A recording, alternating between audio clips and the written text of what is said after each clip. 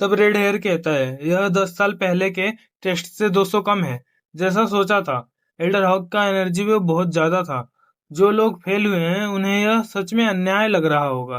तभी हम एकेडमी के गेट का सीन देखते हैं, जहां पर एक लड़का कुछ सीनियर्स पर चिल्लाते हुए कह रहा होता है, मुझे क्यों निकाला गया?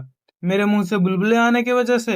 यह तो अन्याय है। पर वह सीनियर उसे कहता है, क्या तुम्हें नहीं समझ आता?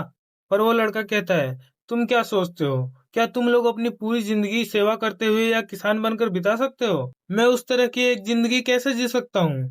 पर वह आदमी बोलता है, ऐसा लगता है कि तुम अपने रिजल्ट को स्वीकार नहीं कर पा रहे हो। और वो लड़का बोलता है, हाँ, ये सही बात है। पर फिर वो आदमी कहता है, तब दूसरा कोई और रास्ता नहीं है यहाँ। वह अपने सभी साथियों को आदेश देता है कि विद्रोह करने वालों को लात मारकर डेमोनिक एकेडमी से बाहर निकाल दो। उसके बाद सब माधो बोलते हैं और सबको वहां से बाहर फेंक देते हैं। Senior martial artist red hair को बताता है, आगे वाले सभी के पास बेहतरीन कौशल है जिन्हें बाहर निकाल दिया गया है, पर वह उनके खिलाफ नहीं जाएंगे क्योंकि वह जिद्दी बन रहे हैं। इसलिए वह इससे कुछ भी सीख नहीं पाएंगे। तब रेड हेयर कहता है, अगर मैं होता तो मैं भी यही कहता कि यह अन्याय है। यह 7वें प्रिंस के वजह से है कि पहले टेस्ट में ही तीव्रता बढ़ गई थी। पहली बात कि ना तो उनके पास लक है और ना ही कौशल, लेकिन यह उनका भाग्य भी है। मार्शल आर्टिस्ट कहता है, पहली परीक्षा में जो बच्चे पास हुए हैं उनमें अनोखा कौशल है।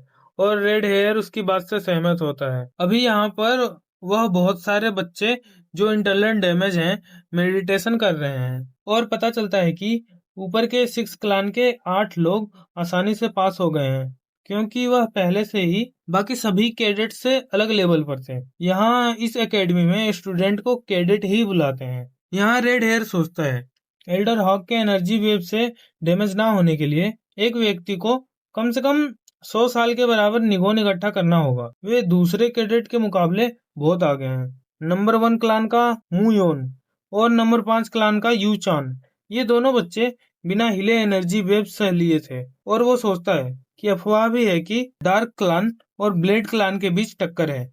यह मजेदार होगा। उसके बाद रेड हेयर सबको पहला टेस्ट पास करने पर बधाई देता है और बताता है कि तुम लोगों को एक ब्रोंज मेडल दिया जाएगा, जो एकेडमी का लेवल रैंक दिखाता है। और अगले 4 सालों तक तुम डेमोनिक एकेडमी में एक कैडेट के रूप में ट्रेन किया जाएगा। यहाँ डेमोनिक एकेडमी में तुम्हें हाँ या नहीं में उत्तर देने की इजाजत नहीं है। माधो ही केवल उत्तर होगा। इसके अलावा कुछ भी कहना आदेश ना मानने के बराबर है। क्या तुम समझ गए? सभी एक साथ चिल्लाते हैं, माधो। उसके बाद वह सभी को एक ग्रुप में बांट देता है। अब हम डॉक्टर के पास का सीन देखते हैं, जहाँ डॉक्टर सारी तैयारी करके चोन के पास आता है। चोन कहता है, डॉक्टर। तब डॉक्टर कहता है, यह बेकजोंग है। तुम मुझे डॉक्टर कहने के बजाय मेरे फर्स्ट नाम से बुला सकते हो। चोन पूछता है, डॉक्टर बेक, क्या मेरी हालत इतनी खराब है? बेक कहता है, मैं डेमोनिक एकेडमी के कैडेट से ऐसा कहने के लिए माफी चाहता हूँ, लेकिन तुम्हें परीक्षा में भाग लेने में 11 से 15 दिन लग सकता है। भाई चोन के तो होश ही उड़ जाते हैं। क्या? हमारा चोन भी कुछ ज्यादा ही समझदार होता है, तो इसलिए उसने अपनी हिंजरी को अभी तक पूरी हील नहीं कराई होती है, क्योंकि इस तरह उस पे शक जा सकता था।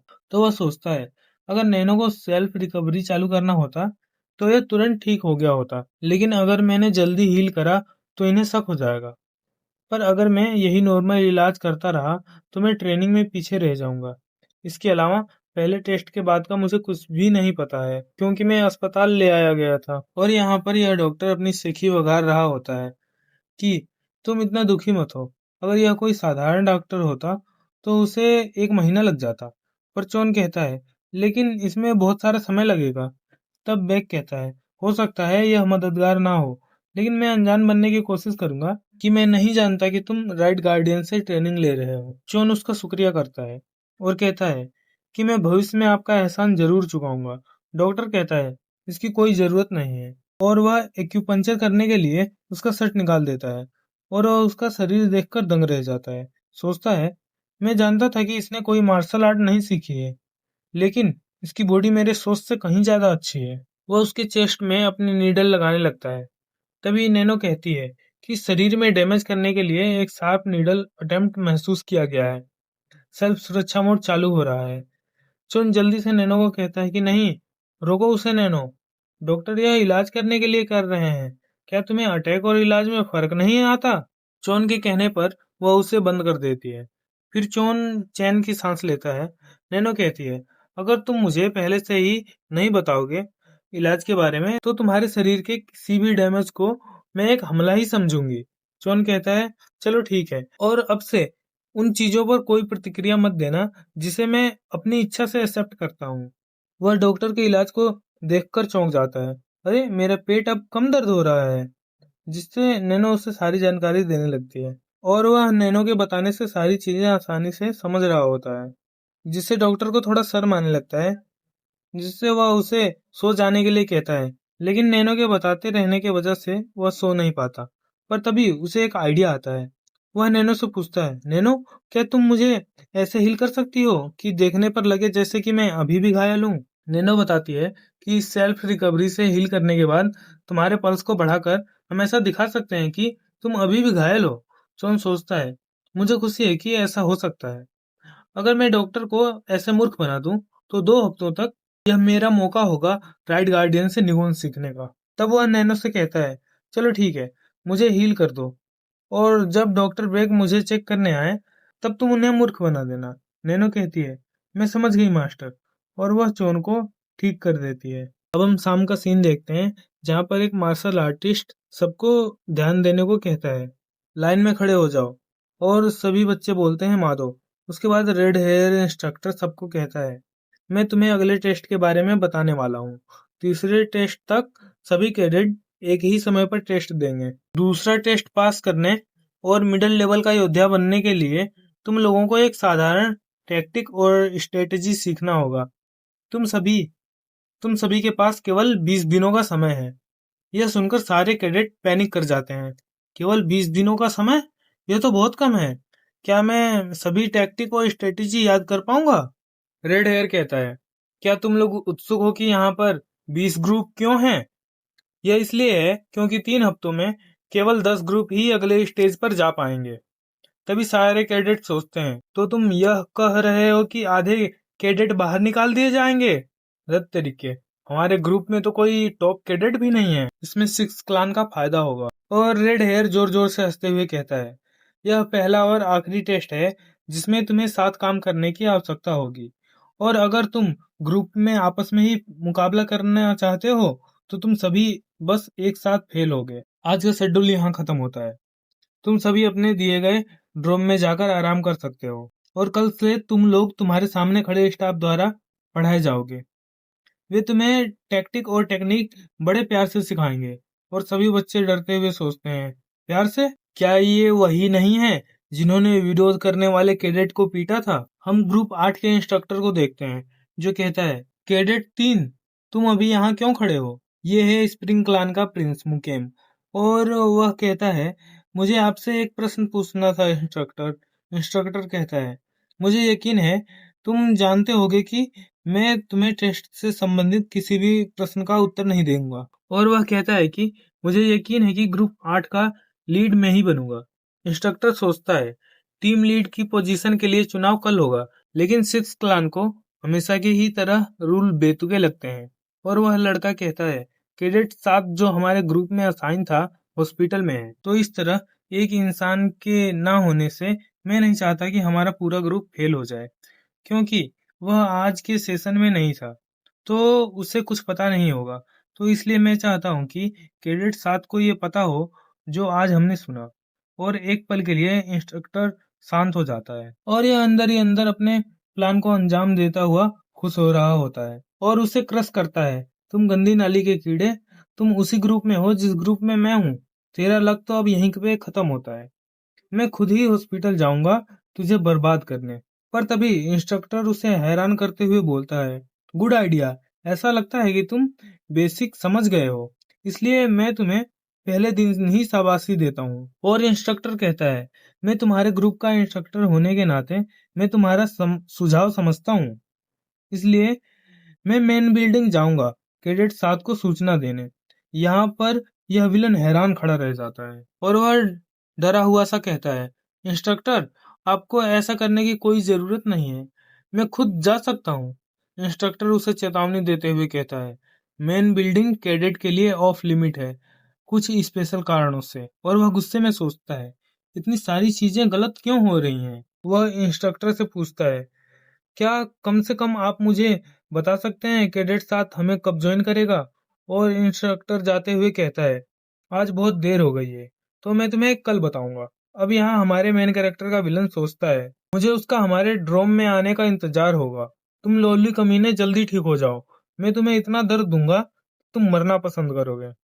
ग्रुप 8 का इंस्ट्रक्टर डॉक्टर के पास आया होता है, जहां पर उसे पता चलता है कि कैडेट 7 को अभी ठीक होने में 14 दिनों का समय लगेगा, और इंस्ट्रक्टर इस पर विश्वास नहीं कर पा रहा होता है। डॉक्टर कहता है, हाँ, इंटरनल डैमेज इतना ज्यादा है कि कम से कम 14 दिनों तक उसे यहीं पे रहना होगा।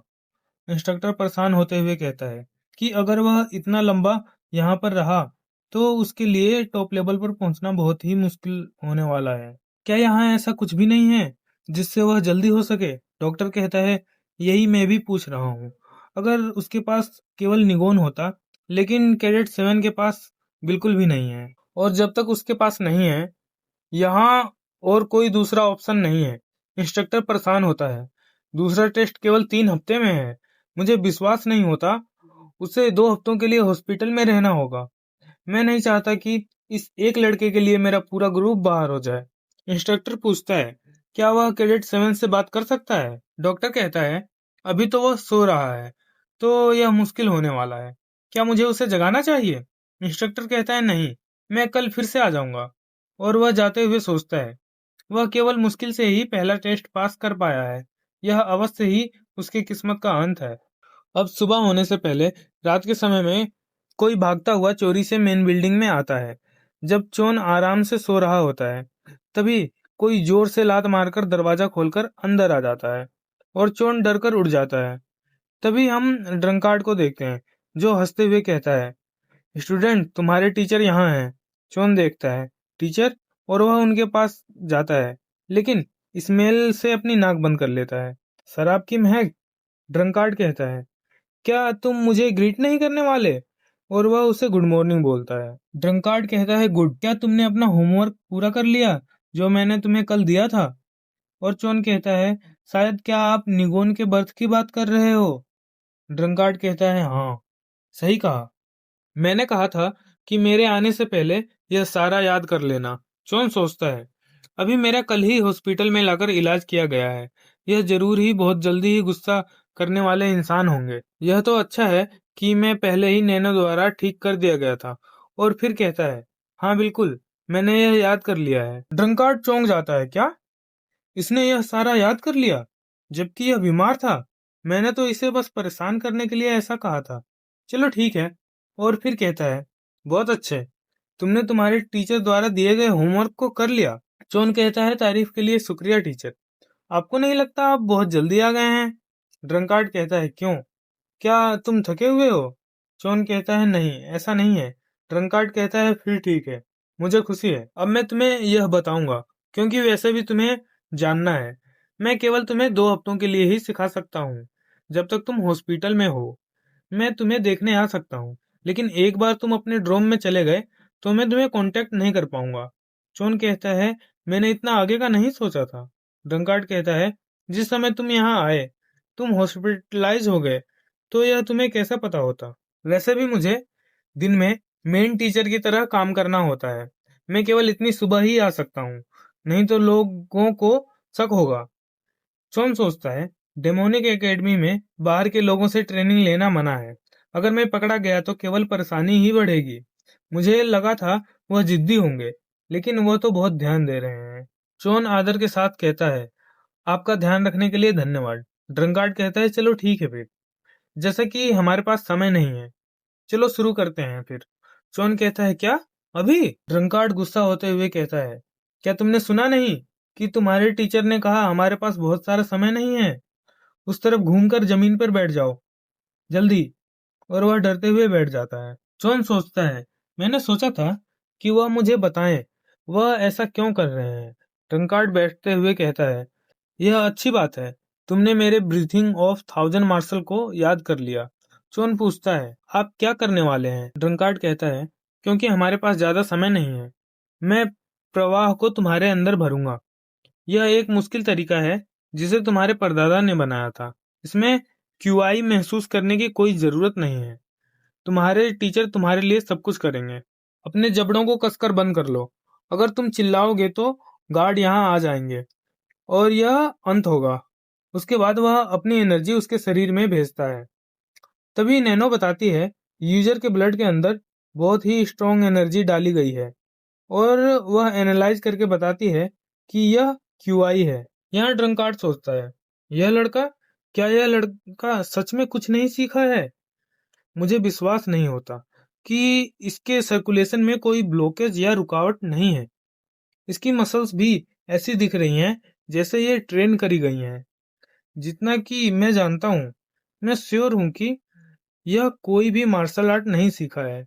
क्या ऐसा हो सकता है कि लॉर्ड उनकी 7 पत्नियों में से मुझे अनुमान है कि उन्होंने केवल लेडी वाग की ही परवाह की है।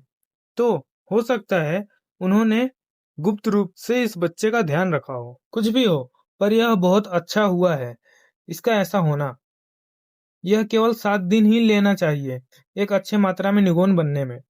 उसी समय एकेडमी के ड्रोम में लड़ाई हो रही होती है, जहां एक लड़का अपने ड्रोम के प्रिंस को पीट देता है, जिसके लिए सारे लोग चिंतित हो जाते हैं और उस लड़के को बुरा भला कहने लगते हैं। एक लड़का कहता है, तुम बेवकूफ हो क्या? खुद को समझते क्या हो? क्या तुम्हें लगता है कि तुम पोजन क्लान के प्रिंस पर हमला कर कर सुरक्षित रह पाओगे? पर वह लड़का कहता है, क्या यह सब कोई मायने रखता है कि मैं कौन हूँ या वह कौन है? डेमोनिक एकेडमी केवल ताकत पर आधारित है। अब जब मैं जीता हूँ तो ग्रुप 12 का इंचार्ज मैं रहूंगा। यह लड़का टॉप क्लान का कैडेट नंबर 18 बेकगी है।